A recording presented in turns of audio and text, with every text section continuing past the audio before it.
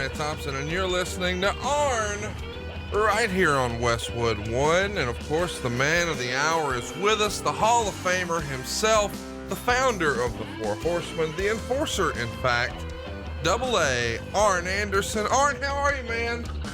Hey, Conrad, it is the holiday season. Can you feel it? Yeah, ready or not, man, here it comes. We are knee deep into December, and we appreciate everybody coming along for our ride. And of course, once upon a time, this time of year meant it was Starrcade season. So we're going to get in our Wayback Machine and talk about Arn's very first Starrcade. Starrcade 85, The Gathering, took place on November 28th at the Greensboro Coliseum in North Carolina, and from the Omni in Atlanta, Georgia. Can you believe? I mean, this is unbelievable, but can you believe this was 35 years ago? You know, just about every day something will come up, and it's not even things of this worthiness to remember and go back in your head, and you just go, God, can you believe it was that many years ago? And 35, wow, unbelievable. I mean, technically 34, but come on, I'm rounding, close enough for government work. The Greensboro show, the home of Starrcade, has a $307,000 gate, 16,000 folks there. Of course, it's a sellout. Atlanta, also huge crowd, $16,285,000. Now, this is the first time they've done this. Of course, this is the third Starrcade, and let's keep in mind, this is way before WrestleMania 3. The first WrestleMania was 85, but this is the first Starrcade, and they're running two venues, two sold out houses, two incredible gates. I mean, have you ever been a part of something this big at this point in your career? I mean, this is by far the biggest show you'd ever been on, right? God, no, just the magnitude of what was going on, that you had Atlanta sold out and you had Greensboro sold out, and you had enough talent on that crew in its entirety to sell out two cities like that. Is just mind-boggling. The total gate of both live arenas is $936,000, and of course we've got closed circuit television showing this. This is before pay-per-view. It's really pretty remarkable when you think about it, because Mid-South has Starrcade 85 on closed circuit in the Superdome. So you can actually attend the Superdome and watch the show on the big screen. But also that night, Jake Roberts is going to be in action wrestling Lord Humongous. Butch Reed and Jim Duggan are going to take on Dick Slater and Buzz Sawyer. So there was something for the live crowd at the Superdome as well. The infancy of pay-per-view here. Did you ever see wrestling on closed circuit? No, God, no. I'd seen it like everybody else. You go down to an arena and, you know, you had a live event, and you had about a 2.5 hour show, or 3 hours sometimes. And that was it. You'd see it on TV, syndication in the morning and cable in the evening. And that was it. It's such an incredible thing to go back and look at, because, you know, for better or worse, most people consider Vince McMahon sort of the godfather of pay-per-view, but Jim Crockett Promotions is actually doing closed circuit television viewing for their pay-per-views before Vince McMahon. You know, this is before WrestleMania 2, which took place in 3 cities. Well, here we are at Starrcade. They're doing 2 cities, and this is before WrestleMania 2 had closed circuit. We've got closed circuit here for Starrcade 85. Do you think it's, you know, obviously the, to the victor go the spoils, or whatever that slogan is, or that catchphrase. It's a little, I don't know, unfair that Jim Crockett doesn't get credit for some of this, because in the end, everybody's just going to say, oh, Vince McMahon, such an innovator. But Jim Crockett was a hell of an innovator as well. Well, yeah, he was. And he had at that time, he had the tools to be leading, you know, the industry. I think he got in over his head. He had a vision for one thing, closed circuit. And, you go back now and we're all Monday morning quarterbacks. We're always going to say that. That's an old cliche that makes you want to puke every time somebody says it, but it's true. Can you imagine if the guys they already had in mind that were going to be their stars and you had a pretty good grip on it by then, if both of those arenas were loaded down with marketing? What if Conrad Thompson would have had the marketing on those two shows? Can you imagine the revenue would have been brought in that night?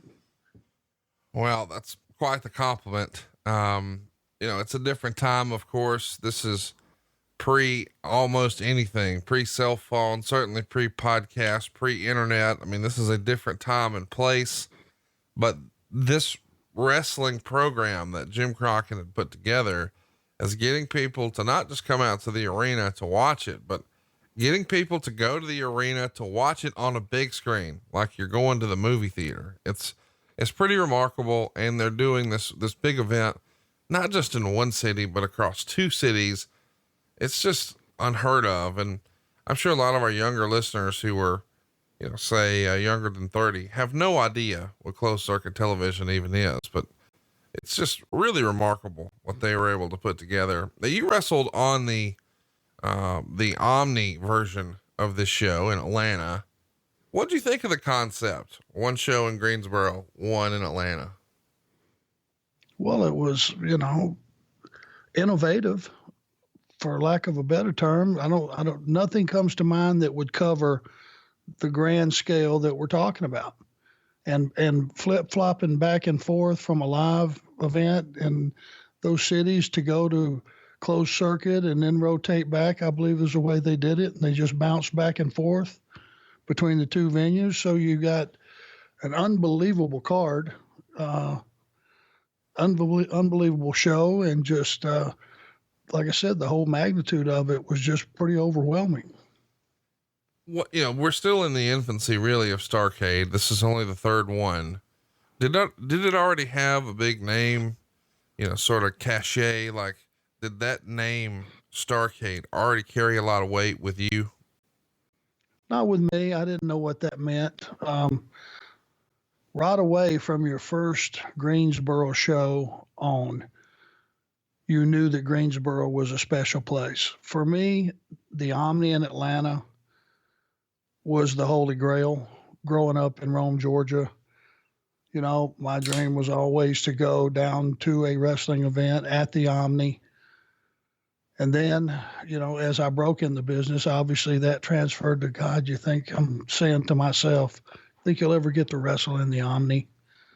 Nah, God, that's expecting too much. And this is all a conversation within my own head.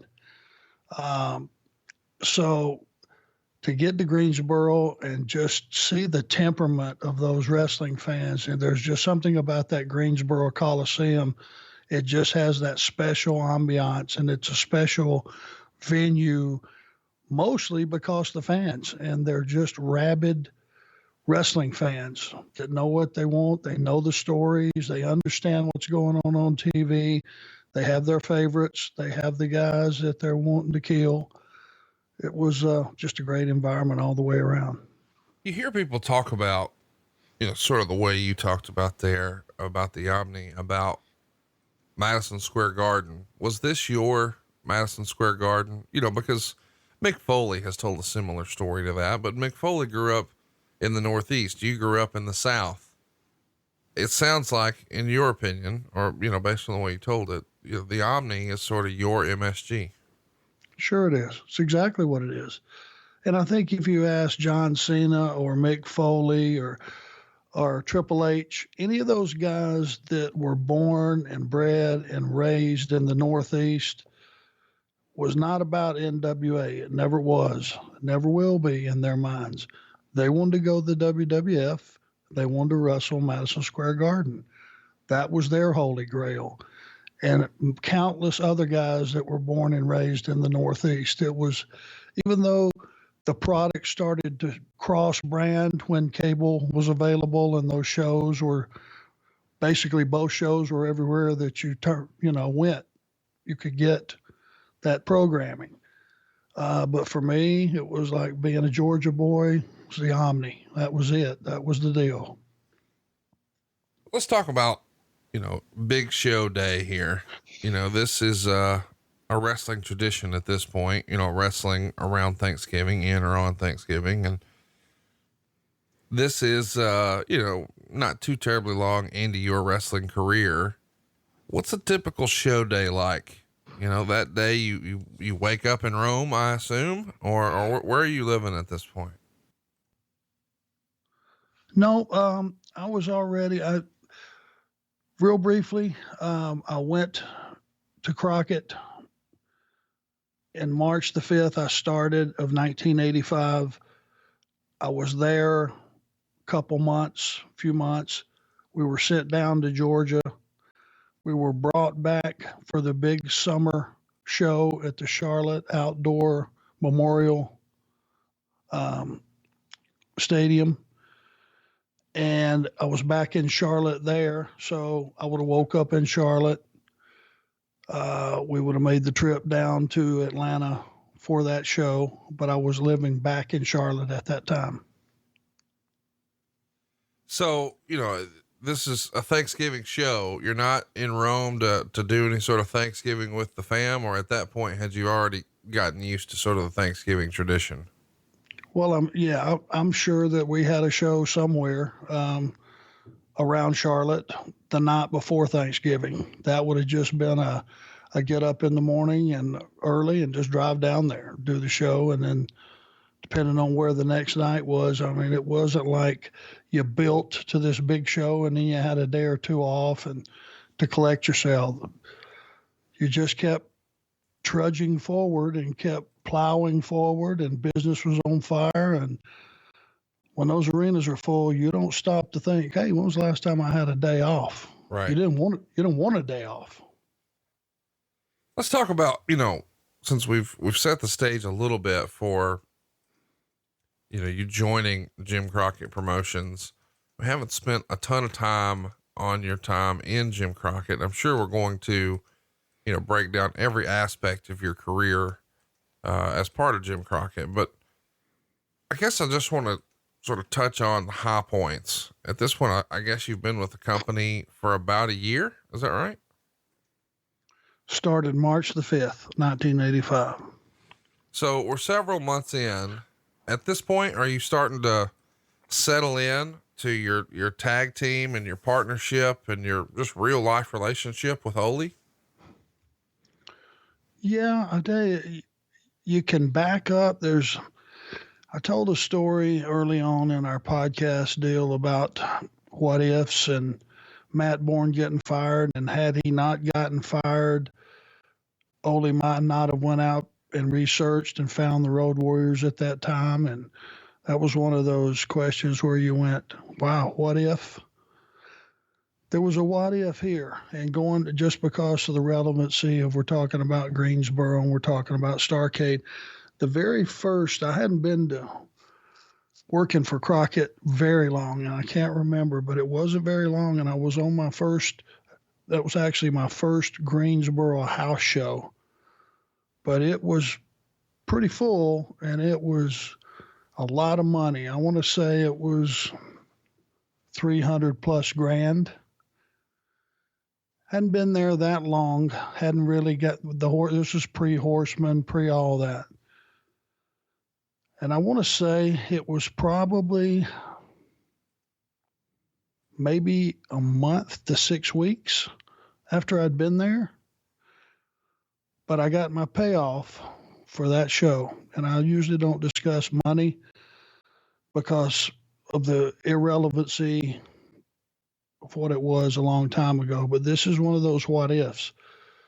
My last week wrestling for Bob Armstrong and the Fullers, there was two ways you could go in those days. A promoter would do when you were leaving, when you had put your notice in.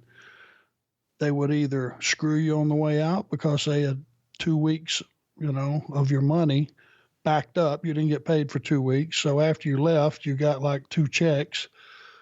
Or the ones that wanted to leave a favorable impression, like the Fullers and Bob Armstrong, would give you a really good payoff on the way out. So had the best payoff of the entire 14 months that I'd had in Pensacola was my last check. So they left a huge positive feel good, about their company.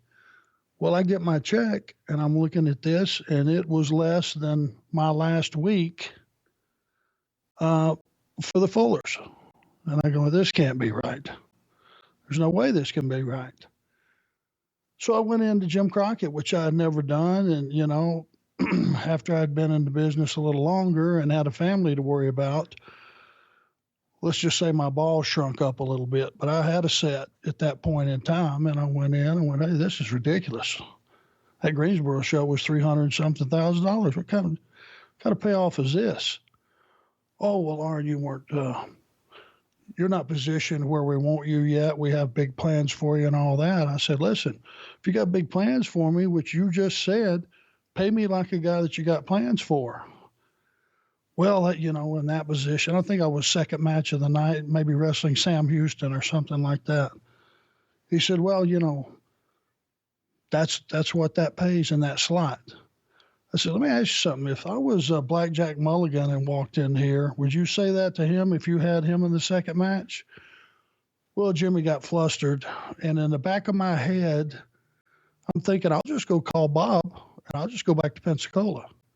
Because at that point in time, we were driving a bunch and I've been on some really bad houses. So wasn't in the best of moods. And we finally get some light at the end of the tunnel. You got a huge house out here. And I'll just go ahead and tell you, it was a $700 payoff. That may sound like a lot of money back then, but not for the conversation I'd had with Dusty and Jimmy Crockett and where we were heading and all these different things and all the miles I was putting in and having rotten. I get it. When you got a rotten house, you got a $9,000 house, you got to get paid on that. It's not very good. So that's another one of those that had that conversation have went any further south, I was prepared just to go pack my car up and head back to Pensacola, give Bob a call and say, hey, can you take me back? And I'm sure he would have. And I actually called him and he said, well, sure, but you ought to give him a chance. He gave me some good advice and, but if not, if you need a place, you've always got a place here. This is a long story short, but it was one of those what ifs that had I left, not being there to be part of that group and name them, you might not have had a Four Horsemen. Food for thought. Well, thank you for sharing that. That's certainly a story I'd never heard. I don't think you've probably ever even told that story publicly, have you? Well, I never discussed payoffs, and it's none of my business what anybody else makes. Right. I never asked. Nobody ever asked me. You just don't do that in this business. It's just not in good taste. But I thought the relevancy of where it started with Jim Crockett and where it ended and the evolution of all that was, for me, that was as important as being on Starrcade. How did I get there? And what did I have to do to qualify myself to be in a feature spot on future Starrcades? And I just thought it was part of the story. So I know it was long-winded. I apologize to the listening audience and apologize to you. No, not at all. Listen, that's what we're here for, man. We want your stories and nobody's giving us that type of insight but you. I mean, I got to know though, did he make it right? He did not make it right. It stuck, but what I saw was a gradual escalation in my opponents, and I saw a gradual escalation in my payoffs. Because in those days, you would have normally just, gotten fired. Jimmy Crockett would have just said, oh, that doesn't work for you. Well, how does this work for you? You finish up tonight. Could have very easily went that way, one way or the other. He had all the power, not me. The difference was I was 25, 26 years old. Whatever I was, I didn't have any wife. I didn't have any kids, and I didn't give a shit. There was probably 15 places to work at that time. And I was gung-ho, and I got to a big territory after now I had worked for Watts. I had worked for Ole. I had worked for Continental. And I had some seasoning behind myself. I was confident in my promos. I was confident in my ability to work at that time, 3 years in or whatever I was. And it takes a little longer than that, but you couldn't tell me that at the time. I thought I had her down, and I did have it down enough to at least bluff my way through a conversation with Jimmy Crockett at that time. So, I was, and I think he sensed that, because there wasn't any poor, pitiful me. It was, hey, this is bullshit. I heard what the house was. I know enough about the business now that it warrants a little bigger payoff than what I got, but he did not make it right. So there's another time it wasn't made right. Talk to me a little bit about Ole's position within the organization. I think a lot of our listeners sometimes confuse Georgia Championship Wrestling and Jim Crockett Promotions because they were both on TBS. Talk to us a little bit about what Ole's position was within the company. Well, they went to Ole and, they said, this was all a shoot. We got a kid down here, he's in Anderson. Apparently we got a little bit of the background on that. We understand you gave him his name and all that. Well, Ole didn't even remember that. Ole owned Georgia Championship Wrestling, which he purchased from Jim Barnett. So his last history in the business was being the boss, being the booker, being a top guy, and all that entails as far as payoffs and financial reward and all those things. So they said, hey, you might want to watch the show, because he had removed himself from the business entirely, but that kid that you gave a name to, and Ole will tell you the story. Hey, I don't even remember that. Well, let's see. So he watched the show and he went, damn, that kid's gotten a lot better, apparently, because, I didn't remember him, but there's some potential there. And they said, would you like to come back and work some? Well, Ole was holding all the cards. Ole's a wealthy man. He was definitely wealthy at that time. And, they were asking him. He didn't need them. They needed him. And would you be interested in doing some tags?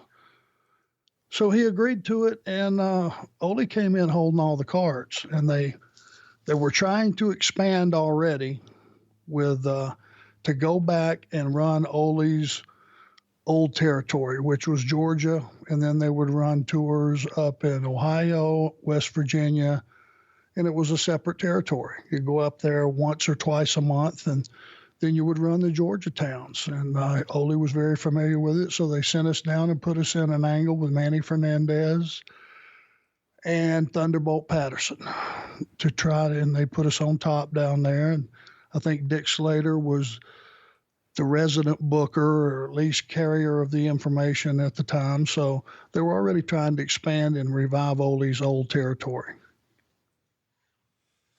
Let's talk about, your time on the road, as we lead up to this show. Are you riding with Ole, town to town, or is he at a different level? So you're riding with somebody else? I mean, he is your partner, and we wrestling fans have been led to believe that a lot of the guys who work together ride together. Was that the case for you here as well? For the Georgia towns, and I had moved back to Rome, which was, I could have moved to Atlanta, but I could stay at my granny's for nothing. So I went back to Rome. And so Ole on the Georgia towns obviously would make them out of his house, which was down in Atlanta. And I would make them out of Rome. So we didn't travel together. But when we went on tour up to Ohio and West Virginia and all that, we would fly into Columbus, get a rent-a-car, ride together, and make the loop. So half and half, we were traveling together. Let's recap sort of what you're doing on the road here. We did talk a little bit about, what you were doing in terms of you were working shows and you weren't, just waking up in your hometown for Thanksgiving. On the 14th, you're in Columbia, South Carolina at the Township Auditorium. Of course, you're in a multi-man tag team here. Tully Blanchard, Ole Anderson, and Arn Anderson taking on Dusty, Magnum, and Billy Jack. The very next day, you're in Charleston, South Carolina, the same matchup, except this time Tully's out and Ric Flair's in. The very next day, you're going to be working a shot with a spot where you're again teaming with Ole and Ric Flair, but this time you've got Terry Taylor, Pez Whatley, and Ron Garvin as your opponent. 2 days later, you're down in Memphis. This time it's a bunkhouse match, and Jerry Lawler's involved. The day after that, or 2 days later rather, you're back in South Carolina, Greenwood, South Carolina. Once again, a big multi-man match here. 2 days after that, you're in North Carolina in Raleigh, and you're working with Dusty Rhodes straight up. 2 days after that, you're in West Virginia, and this time you're teaming with Ric Flair to take on Dusty and Magnum. The very next day, you're working against Dusty and the Road Warriors. This time you're teaming with Ole and Ric Flair. The very next day, you're in Baltimore, Maryland. Again, Dusty and the Road Warriors on one side. This time, Tully Blanchard, Ole, and Arn on the other. The following day, back in Fayetteville, North Carolina. And then 2 days after that, it's just November 27th. So the day before Starrcade, you're not in the Carolinas. You're actually in Miami, Florida, which is pretty remarkable when you think about it. It's Dusty Rhodes, Magnum TA, and Wahoo McDaniel taking on Ric Flair, Ole, and Arn. And that's November 27th at Convention Hall for Championship Wrestling from Florida. And the next day it's Starrcade. So you're a road warrior, to say the least, including, on the 2 week lead up here, all over the South Carolina market, all over North Carolina, West Virginia, Baltimore, Miami. And now you're here for the big show, Starrcade 85. The schedule at this point got to be more grueling than what you were used to when you were working in, the Pensacola market, because they're not all just local drives. You're sort of bouncing around, but a long haul like that from Miami to Atlanta, you're not making that by car, right? Does Crockett have a plane by this point, or are you flying commercial, or what's that look like? I think that would have probably still been commercial. And that would have been you wake up after the Miami show. The difference would have been you wouldn't have had a 6 a.m. flight. You wouldn't have had a ticket that was virtually worthless if you missed that flight. You would have probably had let's just say a 10 o'clock in the morning, maybe 10, 11 o'clock with a backup or two. And, you'd have got up mid-morning. We would have flown to Atlanta, got to rent a car, went to the gym. You'd be surprised the difference in having an 11 o'clock flight in the morning and having a 6 a.m., especially when you're on last and you don't get in your bed until 1 o'clock. And now you got to try to wind down. In your head, I got 1 to 4 to sleep. If I get to sleep this second, and that thought alone, because on the road, you've got to pretty much condition yourself and, into a thought process. That thought alone that I've got 3 hours, if I get to sleep right now, is the one thing that'll keep you up the whole night. You'll just be watching the clock because you see that your time is winding down. The difference is when you're 25 years old, who cares? You didn't even sit down in those days. Most of us lay down, because of all the hype and all the great things that are going on. Hey, I wrestled Dusty Rhodes and the Road Warriors tonight. Laying down in the bed and going into a coma is not that big a deal on the Richter scale. I'm reliving the match and reliving being in there with those guys and the reaction they got and the reaction we got. Just, man, it overrode needing sleep, put it to you that way. Let's talk a little bit about, how you're adjusting to Jim Crockett here. Is it a different style of wrestling at all? We've talked about recently on the show that, the style of wrestling that you had grown accustomed to with Jim Crockett had to change when you went to the WWF. And you even detailed a conversation you had with Barry Darsow, about how much you were giving the young stallions. Was the style of wrestling you were used to in Pensacola and other territories, was that an adjustment to Jim Crockett, or what was different about the Jim Crockett style and expectation compared to the other territories? Well, NWA was a standard, and you had to be able to work. You had to be able to pull time. You had to be able to tell a story.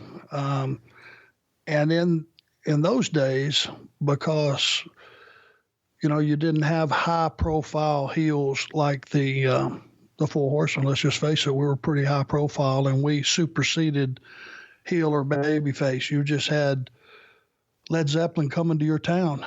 Get your ass up and go get a ticket now. It's only a month away. And people, that was the mentality. So when I got to Jim Crockett, it was what I had been conditioned to do. I've often said Bill Watts was a very difficult man to work for. He was very intimidating. It was a rough place to work because you would travel sometimes 3,000 miles. 2,500 was the norm. But the fact that you had to go out there and not punch and not kick and wrestle, that's how you learned how to work. And that's how you learned how to sustain a job in a territory where you went to a town weekly or bi-weekly. You better have enough stuff on your tool belt to be able to go out and, 4 weeks in a row in a given month, you might be in the same town. So you had to change your matchup every single week. And that's the same way it was with Crockett. It was pretty much an NWA thing versus a WWF thing because the rings weren't as hard. The ropes were different. They would kick you off different. The spots seemed faster on the smaller ring, quicker, harder hitting because you got a bigger ring. It takes you longer to hit the ropes and come back to where the guy is in the middle of the ring. All those little things were the differences, but mostly it was storytelling in the NWA. And whichever territory that was, Memphis was a whole different thing. They had a bit of a cartoon-esque, feel to their company and the way, you would always say, oh, that's a Tennessee high spot. But you had guys that could work. Jerry Lawler could work. He could go out for an hour and tell a great story. They had a lot of great workers that went through Tennessee, but they had to adapt to that style.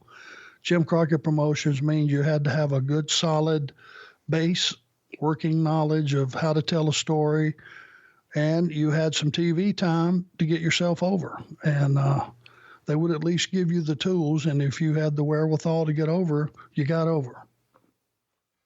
Let's circle back to Ole for a minute. He's your tag team partner on this show, and he sort of laid the groundwork that you felt like Jim Crockett needed him more than he needed Jim Crockett. He was already sort of well-to-do based on his investments outside of wrestling, and of course owning a territory and being a top guy for years and years through those territories. What did you learn from Ole? I mean, obviously you could probably write a book about that, you being a young guy and him being the older vet, but is there one thing that you still carry with you that is still applicable today that you learned from Ole that you could share with us? Yeah, I learned a lot from Ole, and Ole was as cantankerous back then as he is today, and everybody knows how that is today, for due reasons and several reasons. But the fact was, I respected Ole Anderson. I idolized Ole Anderson, bell to bell, being on that apron and watching what he brought to the match when he stepped through the ropes. It was entirely different than anybody else in the match. No matter what they thought about Ole, Ole had gained the respect of wrestling fans, and they knew he was a tough son of a bitch. There was no doubting that. And Ole just taught me, when you get in there, make a babyface earn what he gets with you. Don't just go in and start bouncing around. And I'm a hyped up 26-year-old. I'm in there wanting to, shit and get it. I'd come over and tag Ole. He'd go, why are you taking all those goofy ass bumps? Well, it didn't register in my mind. Then he was probably right, but I was just trying to create excitement for the match. So it wasn't a bad thing. Just in his mind, if we wanted to get over, if I wanted to get over quicker, be a little more selfish. And he never said those words, hey, be selfish out there. He just said, hey, quit taking all those goofy bumps. So I learned the bell-to-bell stuff and making a babyface earn his way through a match, which translated to the audience respecting that babyface. If he was just in there steamrolling all the heels, that gets old pretty quick. So I learned that from him. There was an old cliche that the old timers used to always say to the young guys, save your money. This ain't going to last forever. Save your money. It took me a while to listen to him because I started with absolutely nothing. When I went to Crockett, I had a Toyota Corolla with my television in the back and some clothes and about $600 in my pocket. And that's all I had to my name. When I got to Crockett, Ole became my partner. It would always be, save your money, kid. It looks like you're going to be in a good position. Save your money. Well, I had to buy a house. I had to do some things. And once I got married and had a child on the way and all those things, that was all stuff that I had to accumulate from not having anything. So that save your money started to kick in. And I took that advice as well. And let's just say overall, my experience with Ole was a learning experience. Let's talk about the show. Starrcade here. Our hosts are Tony Schiavone and Bob Caudle, with Johnny Weaver conducting the interviews in Greensboro. And the first match is going to be for the vacant Mid-Atlantic Heavyweight Championship. And I guess the story is that somebody was owed some money by JCP, so they leave the territory and take the belt with him. Did you ever hear this story? No, but I have no problem believing it. Buzz Tyler, I believe, is the performer. We don't hear about Buzz very often. Do you got any good Buzz stories you can share with us?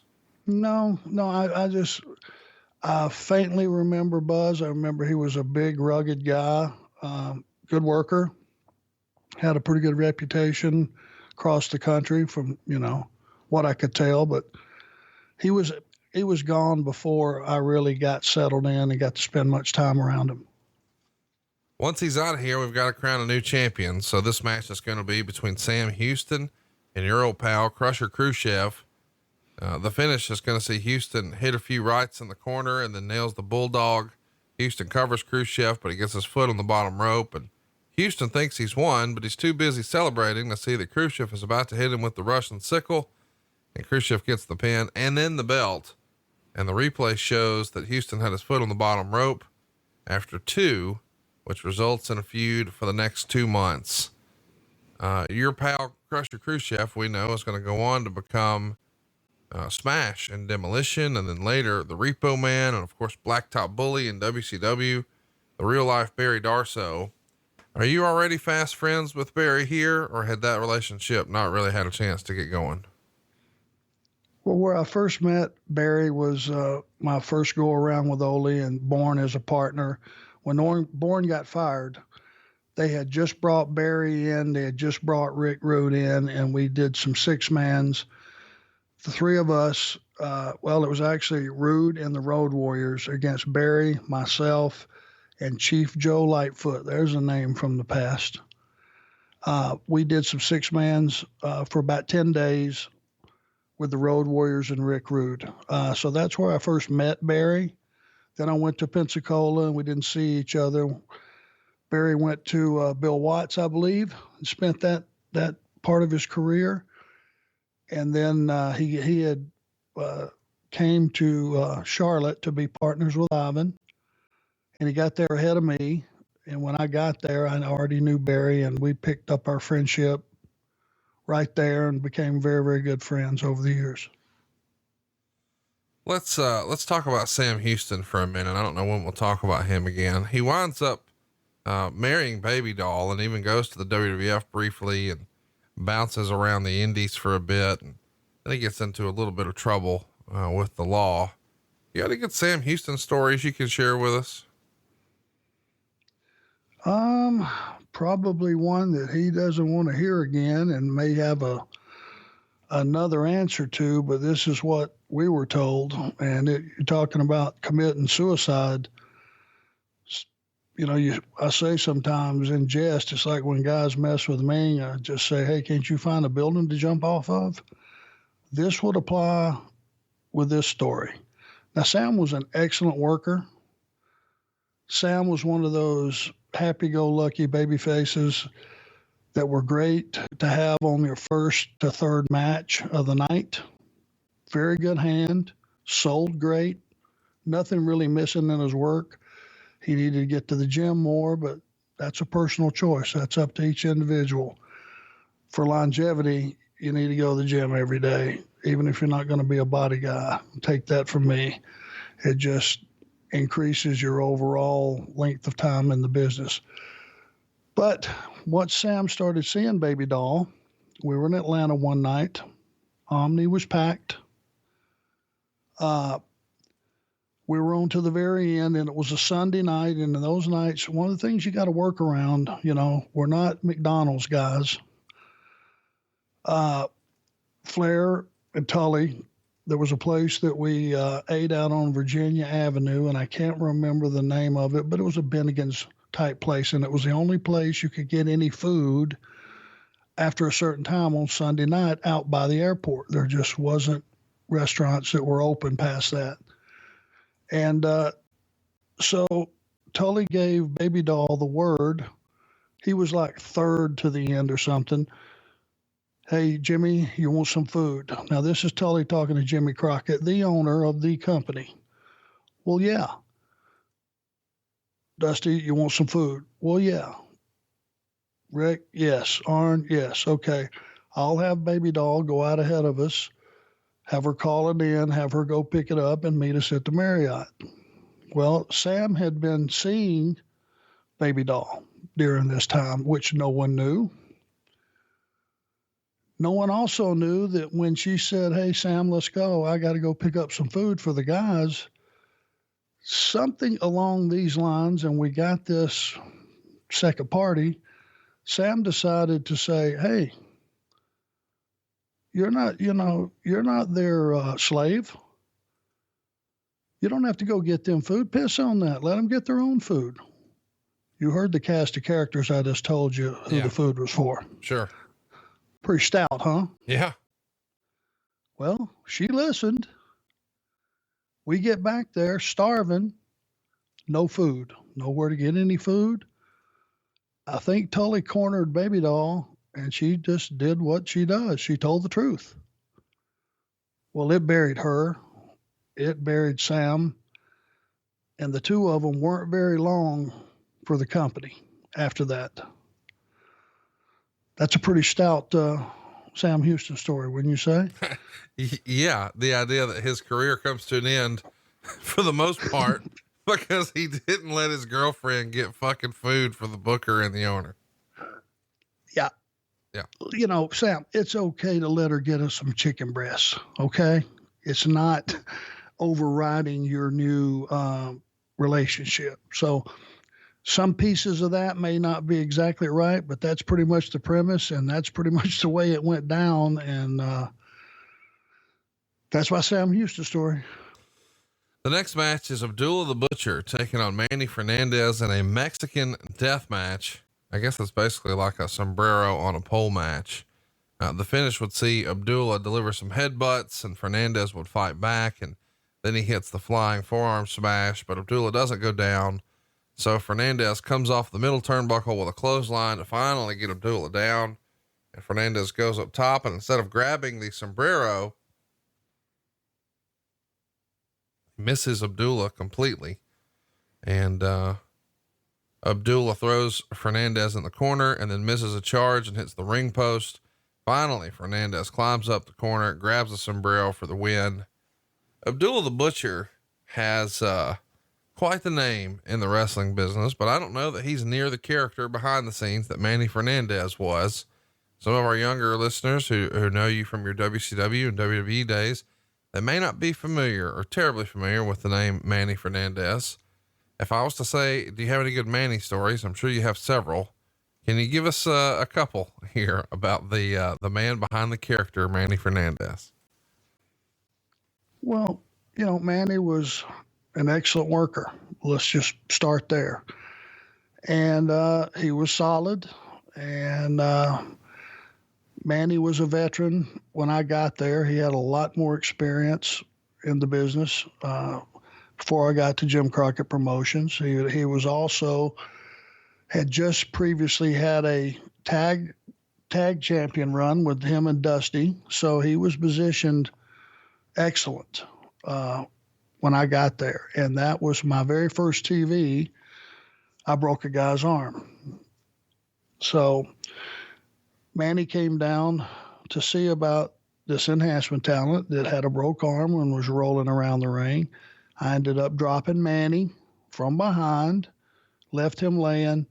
So from my first television on, I had an angle and was brought in pretty stout. So you can imagine with some of the stories we've already talked about, like payoffs and positioning and all that, wouldn't you think if you were me that they had plans for you? Of course you would. So we started that angle, and Manny and I were doing some singles around, and then that morphed into the tag matches with Ole and Thunderbolt Patterson. But Manny was one of those guys that he would tell a whopper every now and then. Let's just say he would enhance a story a little bit. And that's what you learned about Manny pretty soon. Manny did like it, to have a few drinks. And if, a guy said anything in the bar, he had a pretty short fuse. Manny was just one of those guys that did a little barking, but it was kind of like Ole. If you just saw through it and moved on, there were no issues. But the main thing was that I took away from it, there was probably a little animosity with Manny and me because I didn't have the experience that he did, and he probably felt that I might not have been in a position to drop him my first television and all that stuff and to be in this angle with him. And I felt a little bit of tension, never had an issue, anything that blew up into more than just maybe a heated argument here and there. But yeah, no problems with Manny. Abdullah the Butcher, quite the controversial character through the history of wrestling. Could a character like Abdullah the Butcher, that gimmick and his style of doing business, would that ever work in 2019, do you think? No. Did you ever have any matches with Abdullah? Nope. It was pretty one-dimensional. Abdullah would come in, you needed a short match, you needed a bloodbath. Once Abdullah had fell down once, the bloom was off the rose. Was not an attractive sight, him getting back up. And God bless him. He bled to death for the business, and he worked his ass off for the business, and he drew some money down in Puerto Rico and Atlanta and some different places. But it wasn't an up and down affair when you had a match with Abby. The next match is Ron Bass and Black Bart in a bull rope match. If Bass wins, he gets a 5-minute bull rope match with JJ Dillon. Of course, the finish comes when Bass comes off the middle rope and hits Black Bart with the cowbell. That, of course, leads to Bass and JJ. The finish would see Black Bart sneak in and give Bass a pile driver, and then he lays Dillon on top of Bass for the pin. A few months after this, JJ is going to go on to become the manager of the Four Horsemen. Behind the scenes, we've heard that JJ was essentially the assistant booker for Dusty and almost acted in a more administrative role where Dusty would paint with the broad strokes. He would come behind him with the finer details. What was your relationship like with JJ here in November of '85? JJ had excellent penmanship. Let's just put it to you that way. That was very, very important in those days for the assistant booker. And James was a smart guy. But as you can see, the evolution of things that were coming to pass, Baby Doll was being taken away from Tully for obvious reasons. Black Bart and Ron Bass, I would assume, were finishing up. They were in their last stages. So JJ, who had a successful career in Texas and other places as a wrestler, slash assistant booker or whatever his roles were prior to that, certainly put him in a position to be figured in with us. And he was figured in with Tully first, and JJ looked good in a suit. JJ could talk his ass off, had a great mind for the business, and he was like a calming, voice when you would talk about business and asking to have things explained to you. He could explain it in a way that would settle you down and calm you down. And, he was a pro. He was in every way, he was a shooting manager. He would organize our travel, at least by asking us, hey, what do you think, guys? Should we do this? Should we do that? Fly into here, rent a car there, where you guys want to stay, all that stuff. He actually helped us until we figured it out for ourselves, because we're young guys and running wide open. In those days, it wasn't, okay, Marriott close to the building, or we got an early flight, Marriott close to the airport, whatever it was. He helped organize all that. So he truly was a manager in every sense of the word. And as we started to put the pieces together and the Horsemen name came out, and it kind of bonded us all together, which was by chance, JJ was a perfect fit. And he was as much a Horseman over the years as anyone else. He earned his right. He was a very important part of that unit, and he deserves a spot in eternity. Next up, superstar Billy Graham and the Barbarian in a $10,000 arm wrestling match. And then of course the actual wrestling match. Graham's going to win, but then Paul Jones nails him in the face with his cane. And then, of course, Graham and Barbarian have to wrestle in an actual match. The finish would see Barbarian go up top for the diving headbutt, but Graham moves out of the way and he hooks on the bear hug. Paul Jones jumps in, hits Graham with his cane, and there's your DQ finish. So Graham wins both the arm wrestling match and the actual wrestling match, the wrestling portion by DQ.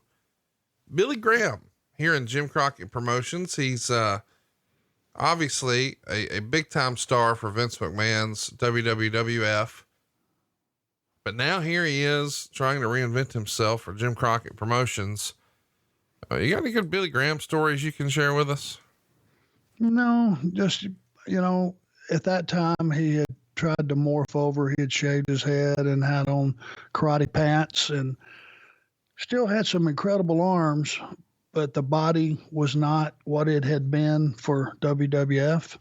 Still looked good, had a good look, good biceps, good triceps. He looked pretty nasty with the shaved head, but the style of wrestling, again, I go back to, it was an NWA thing. Right. You had to shit and get it, doing a test of strength for 5 minutes, didn't get it done with our audience. You had to go out and tear it up. And that was never his style, and it fit because he looked so incredible in the WWF days. People were just mesmerized by him, and I looked at the guy, and you go, Jesus Christ, what a body. And that's what kind of guided him through the WWF. Didn't apply in the NWA, and he was probably a fish out of water working for Crockett. Well, it came off that way, as a wrestling fan, it just, it doesn't seem like it should have been. He seems like a WWF guy through and through, and his style of wrestling, as you put it, didn't exactly blend in here. And thanks to his, body probably deteriorating on him a little bit, he needed to become even more limited. So he tries this karate man role. And I guess that was a big deal in the mid 80s. The karate craze was huge, and kung fu movies were big on VHS, and he's trying something, but it just felt like a little bit of a mess. Next up is a match for the NWA national title. Terry Taylor is going to be defending against Buddy Landale, who's also managed by JJ Dillon. The finish would see Terry Taylor hit Landale with a forearm, and that sets him up for the superplex, but Dillon would trip Taylor to cause Landale to fall on top for the 3 count. And he gets the win and the championship, but he's not long for this world. I think Jim Crockett Promotions winds up firing Buddy Landale just a few weeks after this. And the rumor and innuendo is that Landale was struggling with some addiction problems at this point and no showed TV. And that was sort of all she wrote. Is that the word you heard about Buddy Landale? Yeah. When I think about Buddy, I just get sad. Anybody that knew Buddy and was around him and could get past all the bullshit he was spewing, walking around the locker room, and it was just egghead shit. It wasn't vicious stuff. It was just an attempt at humor, and some of it was really funny, but it was only funny because it was Buddy saying it. Buddy is probably one of the guys in the top 3 of missed career opportunities that just leaps off the page. Buddy was brought in, looked fantastic, excellent worker, really a smart ass that came across on his promos. I mean, he had all the tools, and they immediately attached him to Flair. Now I'm talking about the audience. You're a Ric Flair wannabe, or you're trying to be Ric Flair, because Buddy had that incredible blonde hair, thick, good head of hair on him. You sense a little bit of hair envy on this conversation, Conrad? Yeah. Yes, I do. Yeah, there's a little heat there. But just him combing his hair got heat, and he had one of those big combs and all that. And Buddy was the whole package. What Buddy was, mentally at that time, however, was a child.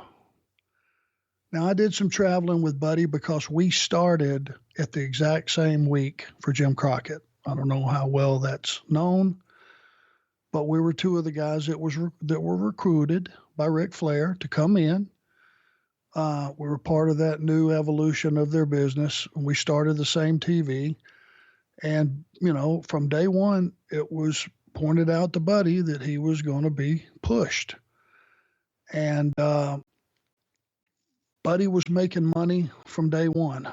And as Buddy got a little more involved, and was there a little longer, and his positioning changed and he moved up the card, he was making some money. And I remember riding with Buddy one time. I was going to pick him up. I went over, and Buddy's got a brand new Lincoln sitting in the driveway. He's got a brand new Mustang convertible sitting in the driveway. And I'm thinking, now we're kind of positioned the same. And I don't have 2 new cars sitting in my driveway. What the hell's going on here? So I go in, knock on the door. I go in. Buddy's wife says he's in the shower. He's running late. Come in, make yourself at home. Imagine that. Buddy's running late.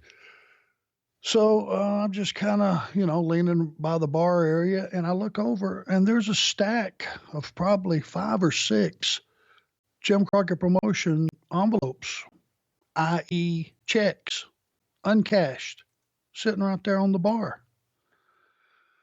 So Buddy comes out, and in those days, what the hell? I mean, I didn't give a shit. I done got hot now. We start our trip. I went, sorry, I know this is personal business. You don't have to mention it, or even talk about it if you don't want to. But what was all those stacks of Jim Crockett Promotions? Oh, hey, baby, that was just checks. I hadn't got around cashing them yet, baby. Just checks, just checks. Well, shit, Buddy, just really wasn't very mature on a finance level. Yeah, he had 2 new cars, but he had paid nothing down, and he was half the time making the payments, half the time he wasn't. That's just Buddy. That's just the way he was. Hey, I'll get around to it. I'll get, his checks alone had to screw up the accounting on Jim Crockett Promotions. Unbelievable. By not cashing those checks, I can only imagine. And I'm thinking these are probably $2,500 in that range a piece, times 5. It's a lot of money that was supposed to be going through their system that wasn't. But anyway, Buddy from that point that he started making that money, I have a sense that his feeling was, I'm heading to the moon. I can do anything I want. And Buddy did do anything he wanted. And far be it from me to throw any stones about a guy's after hours stuff. None of my business. Buddy pushed it to another level. And Buddy started to be borderline not dependable. You never saw it with his work. That was the thing that enabled him to get chance after chance after chance, because once the bell rang, Buddy could go. He may have gotten there late. There might have been a hint that something was going on, that he wasn't exactly 100% straight, but he would go have a very good match. The audience would get with him. He may disappear after that match and not get there till the next day, right at showtime, but he would perform. And you got to pass sometimes in those days with different talent because of the plans and the overall money that you were helping to draw kind of overrides you being a screw up. And that particular day, Buddy was right in line to do an angle with Flair. They had built the angle. They had rubbed them up against each other. He was probably a week or two out from shooting the angle, wrestling Flair on major markets around Crockett's territory, which you can imagine what money he would have made. But we went to Atlanta. JJ knew where Buddy stayed. And Buddy didn't show up for TV. JJ started calling the room. He called the first time. Buddy answered, hung up. Sounded like he was sound asleep. JJ called back. Sounded like and I'm paraphrasing this story the way it went down, but it was something like this. Sounded like the phone got knocked off in the floor. So JJ thought, hey, I better go talk to Dusty. He did. Conversation went something like this. JJ, I'll give you one last chance. Go get his ass up, get him in the shower, get him here. If he's not here in an hour and a half, he's done. JJ went, was banging on the door. Buddy cracked the curtain. JJ, sorry, baby, I'm not going. Shut the curtain. That was the end of Buddy Landell. Oh my gosh, what a story. Thank you for filling in the blanks. I mean, there'd been lots of rumor and innuendo, but I don't think we'd gotten that detailed of a story before about Buddy and sort of what happened here. Dusty would later award himself the title, and then he wound up losing it to Tully Blanchard on March 4th, 1986.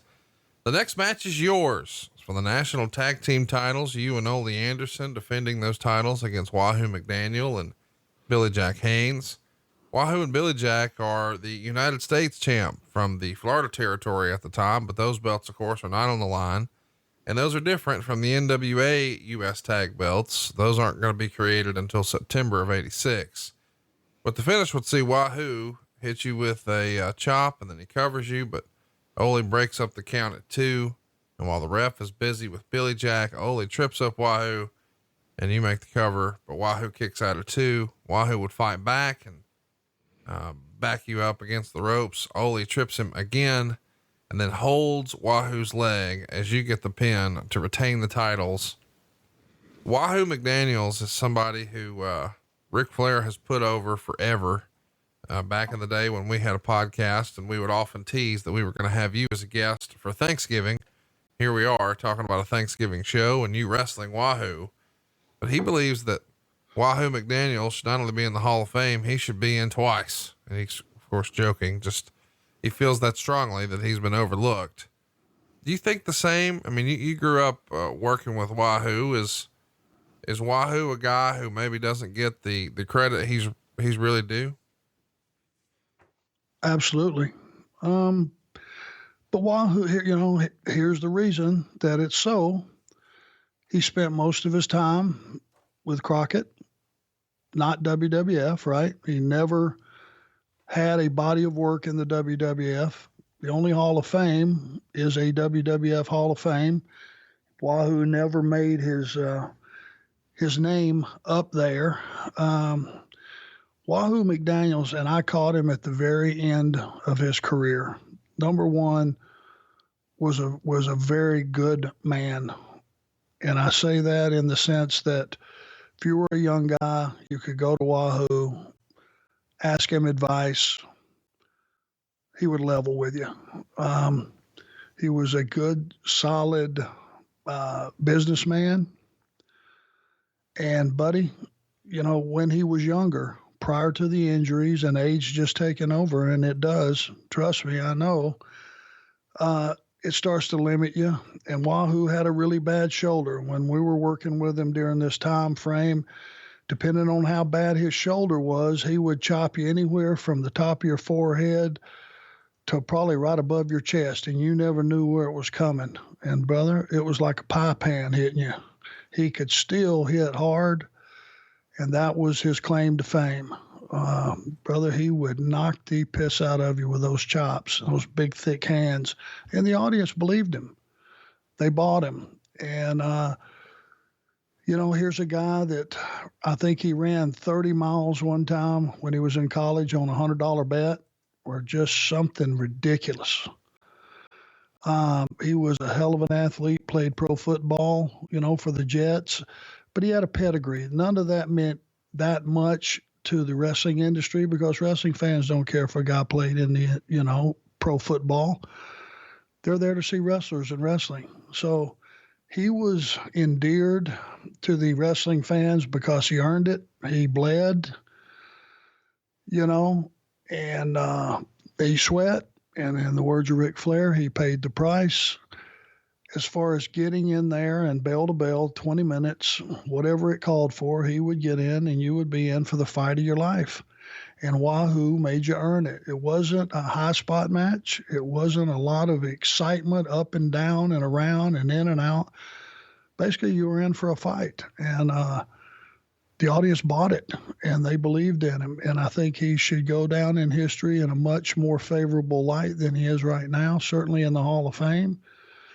And it would get my vote, that's for sure, twice. Billy Jack Haynes, he's the other tag team partner here against you and Ole. He's quite the character. Have you seen some of his stuff in recent years where he's cutting promos and ranting and raving, and well, it's a little out there in recent years? No, sir, I haven't. Was he a little out there back in '86? People said that. I never saw it.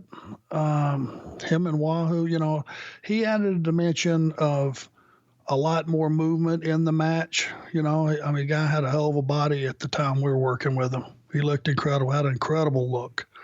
And he had an incredible run, I think, for Don Owens out in Portland was his claim to fame. Plus he went to the WWF and had some success. Main thing is he had that look, man. And I think he was probably a badass, He was one of those guys that you probably didn't want to mess with back in the day. Who knows? But he looked incredible. We only worked with him a few times, not that many. But he seemed to blend into that mix, and you add Ole in there. That was a pretty solid tag match. And that's really all I remember from it. And the stuff as of late, I'm unaware of. Let's circle up about the actual match itself. This era, is very much the call it in the ring era. How much of this creative would have been discussed before you guys get in the ring? Just a finish that was probably brought across by Tommy Young in the arena. That's it. Everything else was in the ring. And people find it hard to believe that everything was called in the ring and all that stuff. There wasn't a lot of talking. That's why you had to have stuff on your tool belt, moves. You had to be able to work holds. You had to know the transitions, and the way it went down, it's not a big mystery, but if one person doesn't have the knowledge to apply, you could see where it would go south. If we locked up and I muscle you into the ropes and I break clean, you're the babyface. You let that go down. You let it go down. I haven't done anything wrong. If I grab a hold, you're a better wrestler than me, supposedly. You reverse it. And there's not conversation going on. It's just if I snatch an arm and I'm still in that same position 5 seconds later, pretty good idea. I want you to reverse it. So you just got to know what goes next in the order of things, and in those days, there was kind of an order, to the spots. And, if there was 3 or 4 ways you could reverse out of a spot, and you kind of had that knowledge, which meant, i.e., you needed to be a wrestler and a pro wrestler and know what went after that. And then you could start to add stuff or take stuff away. And, that's the way it was. There wasn't sitting there all day and mapping out a 6-minute match. Never happened, never would have happened, shouldn't have happened, because it cut down entirely. It cuts down on your ability to learn and improvise and basically just go work. In this era, how did you find out what the finish was going to be? Once upon a time, I know it was written on a chalkboard or, a dry erase board in the back, and you could just tell with the way the names were positioned or whatever, who was going over and all that type of jazz. In this era, occasionally for these big shows, you would have separate locker rooms because you had separate entrances. So you wouldn't be even mingling with your opponent before the match because you guys are coming out from different sections. What was it like here in late 85?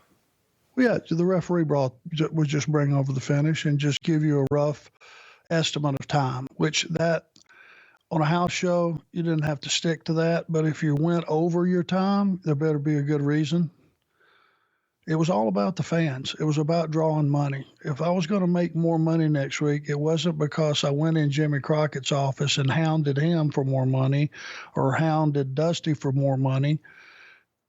The way you made more money in the business during that time was you got put into a slot that was recognized as a money slot.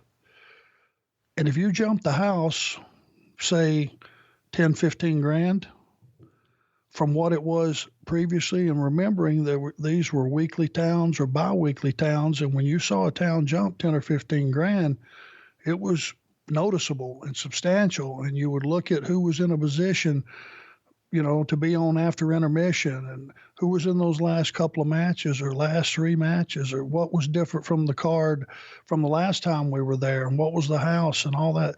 And it was a pretty quick formula that you could go to and go, okay, these guys jumped the house, and that's how you made more money. So in those days, the referee would have brought that across. And that was all the information you had, and the rest you just went out and called on the fly. Next up, we've got a match here for the United States title. Tully Blanchard is going to defend against Magnum TA. This is probably the most famous match on the card. It's the I Quit steel cage match. Quite a build up here for this one. Really a spectacular match.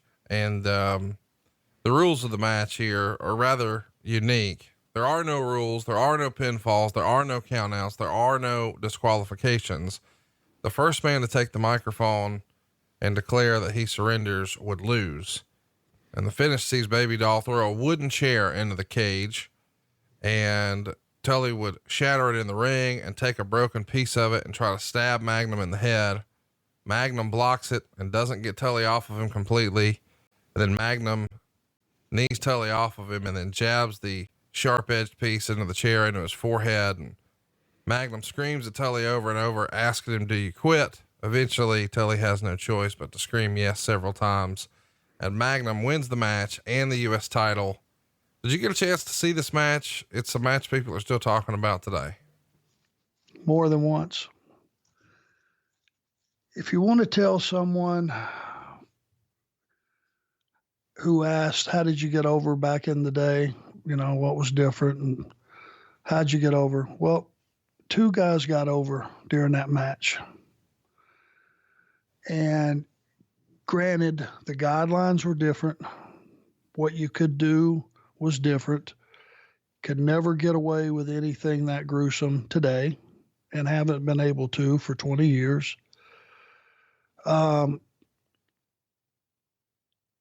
Tully and Magnum beat the ever-loving piss out of each other, and it wasn't pretty. There wasn't really a method to the madness. It was Tully who was a little bit overmatched because Magnum was a big kid back then and on his way to being a huge superstar at that time. If he wasn't already, he was right on the cusp. He was one match away, and this was the match that sealed it for him. One thing people have to know as an audience member about baby faces, and we get away from this all the time, they don't quit. They don't tap out. They stay in the fight until there's a pretty good reason that they can't be in the fight anymore. The main thing is people have to believe in baby faces. They have to have faith that you may get knocked out, you may get crippled, you may get hurt. The match may have to end for one of those reasons, but it's not because you say, I give up. Heels, different story. Gets too hot in the kitchen. Yeah, I'll give up today to live and fight another day. That's the reason audience members don't like heels, because they become gutless when it's a level playing field and they're not doing too well. They like baby faces because no matter how unlevel the field gets, they know that guy's not going to quit. They can stay there and just be in their corner to the bitter end, and because they believe in them. And that's the way that match was built, and that's the way it went down. And it was one of those things, because I knew nothing that was going on except to sit there and watch it. It was, as a fan, I was probably the biggest fan of that match in that arena that night. And because I knew what was going on from a performer standpoint, and it was one hell of a match. And one thing just recently that I saw, and I think it fell under, which was ironic and really cool, I think it fell under a WWF heading. I think they put the list together of top Starrcade matches of all time. And number one, guess what it was? This one. Yes. And you would think they would have encroached on that and put one of their matches in there just because of self-promotion. They gave this one its due, and it was. It probably was the best Starrcade match of all time. Storytelling, physicality, what were going to be the repercussions of the aftermath of it, just all that drama was awesome. And I was glad to hear that it got voted number one. We did an entire panel about this at Starrcast 2 in Las Vegas, where we had, Magnum TA and Tully Blanchard break down the brutality of this match. And it was one of the most talked about panels that weekend. And it's still the highlight of this entire show. If you're going to watch one match from this show this week, you should definitely go out of your way to watch that one. Even if you've seen it before, or you just haven't seen it in a long time, go out of your way to see that one.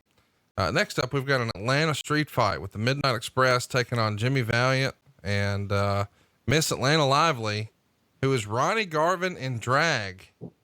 And of course, the WWF takes a lot of criticism, justifiably so, for some of their rather silly and outrageous creative, but dressing up Ronnie Garvin in drag, this is 1985.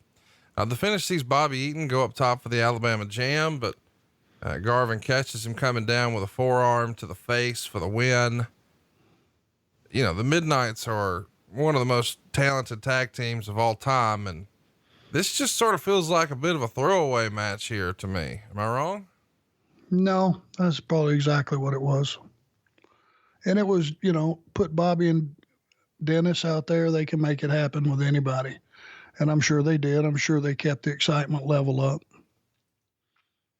Talk to me about Jimmy Valiant. We haven't spent a lot of time talking about him here on the show. Tony Schiavone, big fan of Jimmy Valiant. Thought he was very entertaining on his promos. And of course, he's probably, more entertainment, but than in-ring action, but still the crowd, for whatever reason with JCP, man, they love some Jimmy Valiant. They love the Boogie Woogie Man. Well, in those days, you had a spot for a gimmick, at least one gimmick. More than one, you'd be pushing it, but it turned out that way sometimes. But in a territory, you had a gimmick, and Jimmy Valiant was a gimmick. He'll be the first one to tell you he was a gimmick. And it wasn't about body or ability to wrestle or storytell. All he did was entertain. And he was great for the kids, and he was great for the older folks who were fans, that just wanted to have a good time. And you had to go out and you had to work around Jimmy. Jimmy had some famous spots, and one of them was the pit. We called it the piss spot, to where Jimmy grab a headlock, you'd shoot him off, you'd drop down, he'd drop down beside you, you'd look over, and there's a Jimmy Valiant laying right beside you. You'd pop up on all fours, he'd pop up on all fours, raise his leg like a dog pissing on you.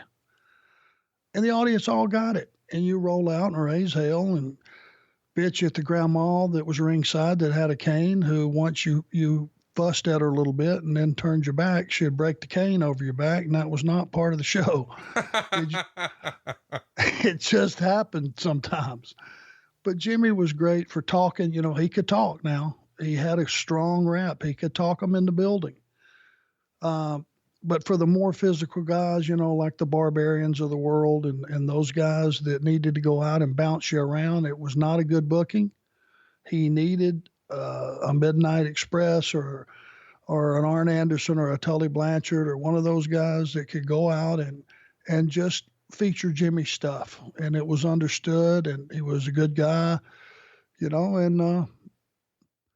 it was Jimmy Valiant the Boogie Woogie Man. It was a night off, that's for sure. If you got hurt working with Jimmy Valiant, you should have been, thrown out of the business, incarcerated, and hung from a flagpole, because it just didn't happen. Next up, for the World Tag Team titles, we got a cage match with Nikita and Ivan Koloff defending against the Rock and Roll Express. The finish would see Ivan tag in, miss a clothesline, and that allows Robert Gibson to drop kick Ivan into the ref. And then Gibson would cover as Morton comes in, and he hits the Russian sickle. Gibson stands back up and also gets hit with the Russian sickle for his trouble. And Nikita places Ivan on top of Gibson, but referee Earl Hebner takes too long to make the count. Eventually Gibson makes a blind tag to Morton, who comes in and rolls up Ivan. And there you go. The Rock and Roll Express have regained the World Tag Team titles, and the place explodes when the Rock and Rolls win the belts.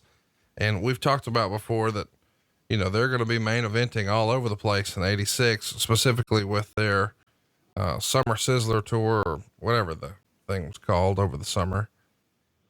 Talk to us a little bit about how over the Rock and Rolls were here as baby faces. Well, and in this particular match, Ivan Koloff still had some steam. Nikita Koloff was 280 pounds with traps growing out of his ears and looked every bit the part of a monster. Was severely stiff from what I've gathered and heard. So it was like being in a bar fight, I'm sure. I didn't experience it, thank God, during that period, because I was a fellow heel. But Nikita had some heat, which meant the Russians had some heat. And Ivan was a very good talker as well.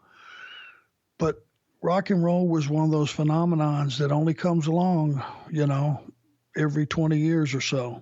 And we used to say every decade you would have a guy come along. Well, as history will show you, very few people in the last 20 years, teams, have been as over as the Rock and Roll Express was. I was there. I lived it. I saw it every night.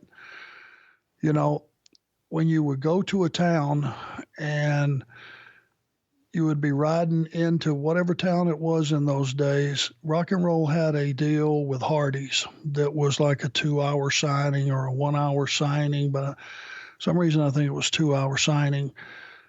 and they would stop. They would get to town early. They would have an autograph session.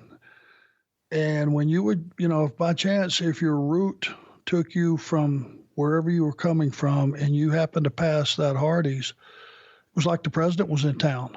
I mean, cops had streets blocked off. There was probably 2,000 people in line waiting to get an autograph from those guys. They were the Beatles. There's no other way to put it. The Beatles had come to the wrestling industry, and it was everywhere they went, and it was infectious. Ricky Morton looked like a 12-year-old kid. Robert Gibson complimented Ricky perfectly, and those guys were just over. Anyway, it didn't matter who you booked them with, they were going to sell out or come real, real close.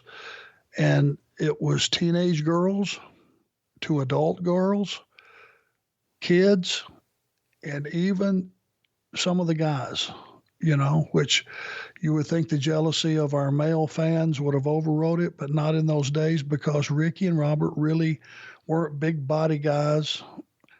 They weren't someone that was going to make the boyfriends and the husbands jealous because their girlfriend or their wife was sitting there goo-goo-eyed at Ricky Morton, who looked 12 years old at the time.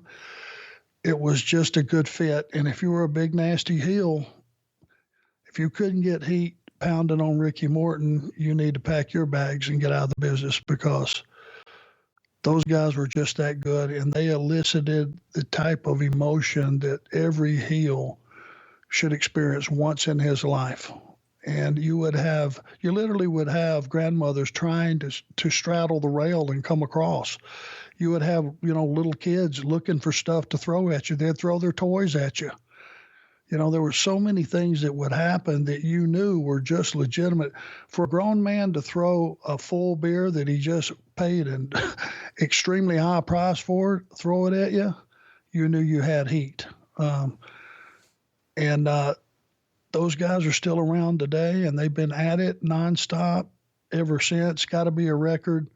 Certainly got my respect. I still see them periodically, and I hope they know, and I'm pretty sure they do, just what an honor it was to work with those guys as many times with as many different partners as I was fortunate to do. I saw JR talking to the Rock and Rolls not too terribly long ago before an AEW show, and Jim was kidding around with the guys about how back in the day he would slip into commentary references to Junior. You remember who Junior was? Yes, that would be for a Blue Chew extravaganza commercial, I would think. Junior. I can't believe this is real. I learned in that conversation that JR for years and years had talked about Robert Gibson's friend Junior. I did not know that was not a real person, and it was in fact an inside joke about Robert Gibson's penis. Yes, just randomly, because Robert was a little off the wall. There would be a rare occasion like television when we would be doing promos and stuff that we would be under one roof and in the same area. And he would just walk in, the room, and on any given week, you could just, "Hey, Hoot, what's going on?" And he'd go, "Junior's hard." And once you were in on the joke, it was like, okay, you want me to leave the room? Is there not room in here for me and Junior? Or what's your point? So it became an ongoing deal, and just part of the camaraderie that we had back in the day, inside joke. Absolutely. Something that else is inside is Ivan and Nikita are going to stick to their gimmicks in public as much as they can. What can you tell us about how hard these guys sort of stuck to kayfabe with their Russian facades here? Well, yeah, prior to I hadn't met Ivan yet. Yeah, I take that back. I had met Ivan, and he was one of the guys that was in the territory when I went there with Matt Bourne for that 5 months, and he was probably the referee for the Matt Bourne, Brian Blair fight that we've talked about. That was the damnedest fight I ever saw. Ivan actually was making sure nobody went into anybody's eye, did anything underhanded. I mean, on a shoot fight, I think maybe Matt tried to stick his thumb in Blair's eye, and Ivan kicked the hand out of the eye, and just some stuff like that. So he already had my respect as far as that went, and he was a machine. He worked his ass off, and he stayed in character all the time where the fans were concerned. Nikita kayfabed the boys. First time I met Nikita was the day before I started television, and I went up 2 days early, obviously. Went to the gym where I found out the boys trained, and I didn't know who Nikita was yet. I hadn't seen on a television yet. So I didn't know who he was, but I knew he had to be somebody. And I forget what the giveaway was other than the fact that his friggin' traps were growing out of his ears. But I just put two and two together, and I went over and stuck my hand out. And he's sitting there doing concentration curls with an 85-pound dumbbell. For those people that work out and understand what I just said, correct. Concentration curls, sitting on the end of the bench, elbow on your thigh, 85-pound dumbbells, which is a bunch. Stuck out my hand, introduced myself, and he said something, Nikita Koloffs, and then something in like Russian, and I went, all righty then. And for that brief moment in time, I thought, well, they've went and got him a real Russian here. Mark Anderson, hello. Next day, get to TV, and I talk to Barry, and I go, well, I met your partner. Real Russian? No, he just, he stays in character all the time. He's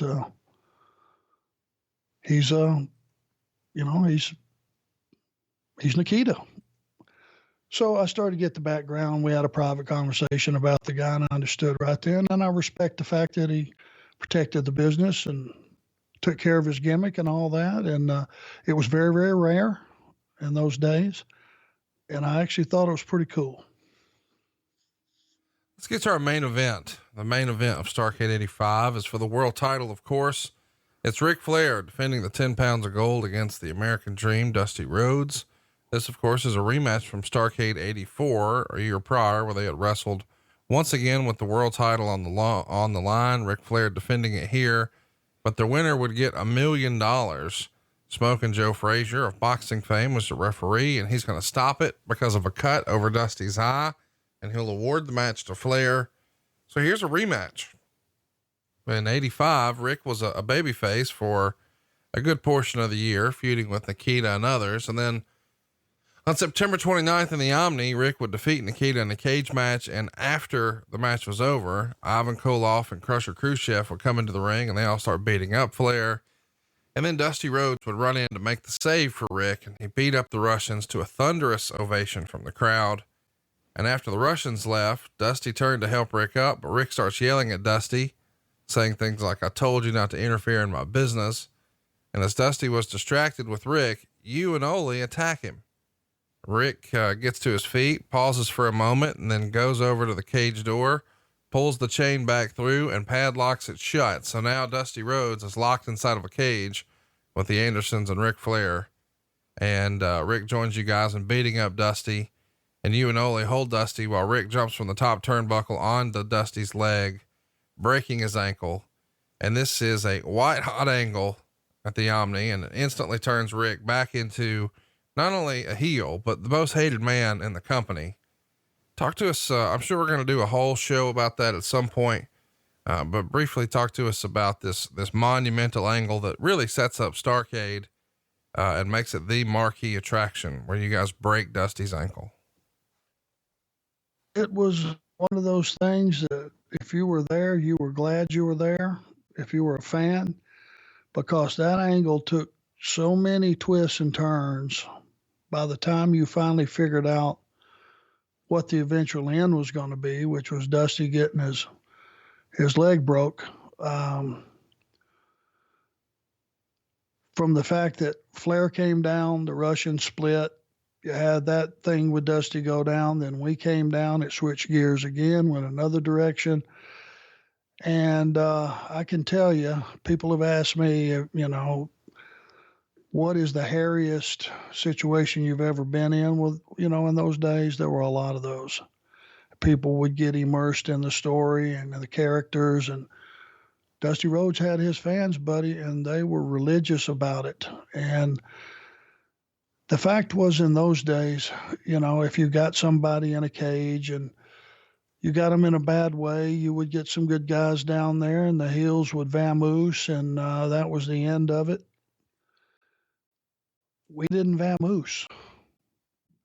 Guys started climbing that cage, and these are the Rock and Roll Express and Terry Taylor and any number of baby faces, but it was prominent people trying to get in that cage, and they just kept getting knocked off, and we just kept stomping that leg and pounding the piss out of Dusty, and the heat built, and it built, and people started throwing stuff, and people started shoving themselves closer and closer to that cage. So finally, we figured out, after that thing had met a fever pitch, we said, okay, we better get out of here. So we headed towards the door.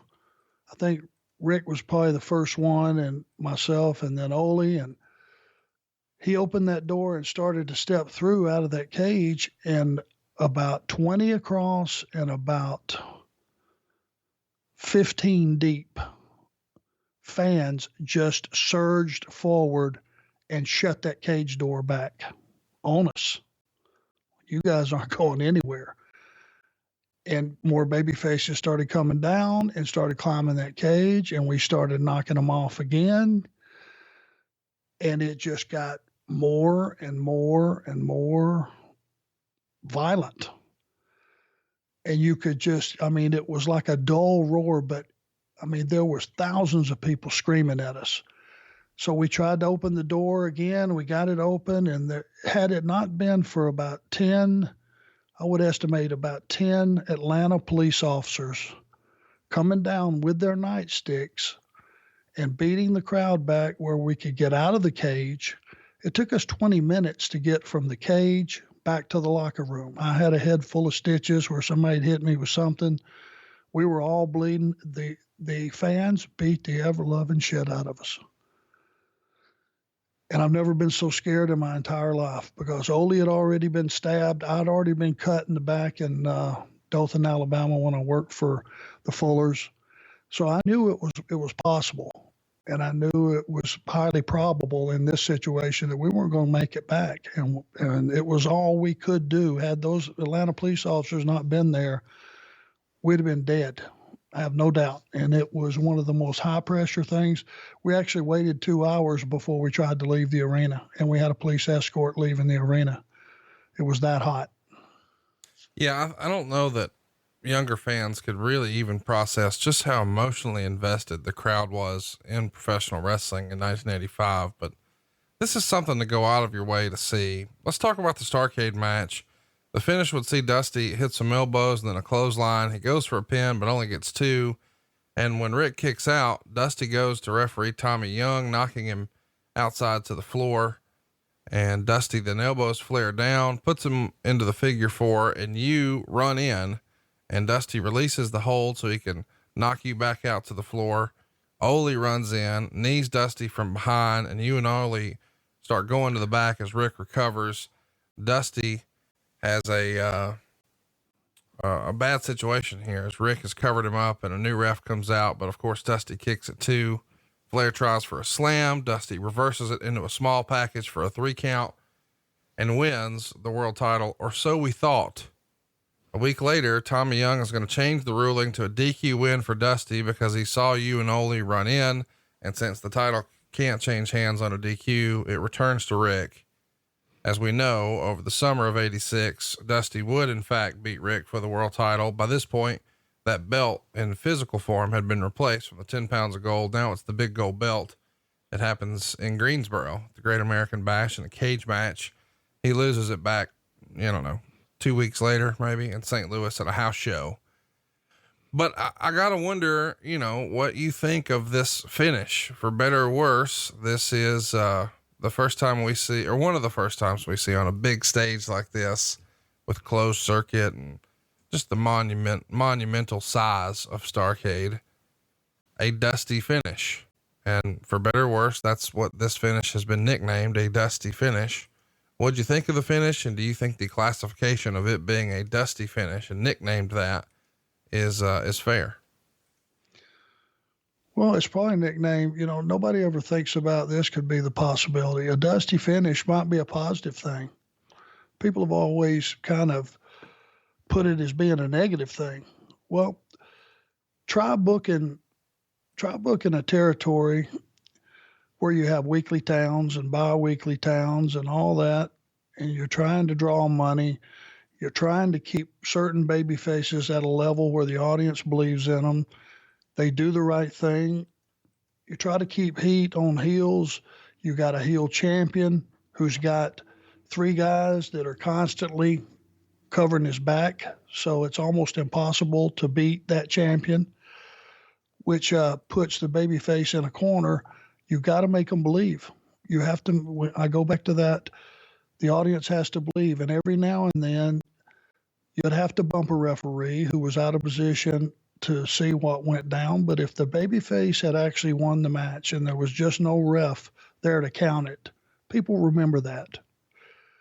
And then you can have some screwed up things go on a week later, as long as, again, did it make sense? Well, the referee saw the tape. He realized it was not a proper deal. It should have been a DQ at that time. As long as the story you're telling is plausible, that's what heat was. And you made them believe that the babyface could win that match, given the circumstances that some way, somehow, you could keep the other horsemen out of the mix. And that was the story. And that's what drew money for a long, long time. That's why, when Dusty came back and was partners with the Road Warriors, because they believed if given a fair shake, the Road Warriors and Dusty Rhodes would kick the Horsemen's ass 10 out of 10 nights in a row. And they did. And that's what we did. We went out and made what they thought should happen. And that was the beauty of drawing money in those days. Well, that's it, boys and girls. Starrcade 85, Arn's first pay-per-view, his first major event like this for Jim Crockett Promotions. Just last week, we covered his first major show with the WWF. Next week, we'll be back to our usual every other week routine. It's hashtag Ask Arn Anything. If you've got a follow up about this show or any other topic, well, go ask it on Twitter right now. At The Arn Show on Twitter is where you'll find our account, and pinned to the top will be an opportunity to ask a question. Just make sure you use that hashtag as well. Hashtag Ask Arn Anything. We'll be doing that on the 17th, and on Christmas Eve, we'll be back at you. That's right. We're not taking the day off. And we're going to be talking about coming back to WCW. That of course happens in late 89. We'll talk about why he left the WWF, one of his last matches being Survivor Series 89. And then we'll also include his first pay-per-view back with the promotion, Starrcade 89, which is certainly an interesting time in WCW to say the least. But we want you to give us some feedback. So by all means, leave us a 5-star review if you think we've earned it. Hit that subscribe button for free. Tell a friend. And if you haven't already, pick up a great stocking stuffer for the wrestling fan in your life. Go to arnshirts.com. That's ARN shirts.com. And be sure to follow us on Twitter so you can ask your question to Arn himself at The Arn Show. Until next week, he's Arn Anderson. I am at Hey, it's Conrad on Twitter. And we'll see you next week right here on Arn, only on Westwood One.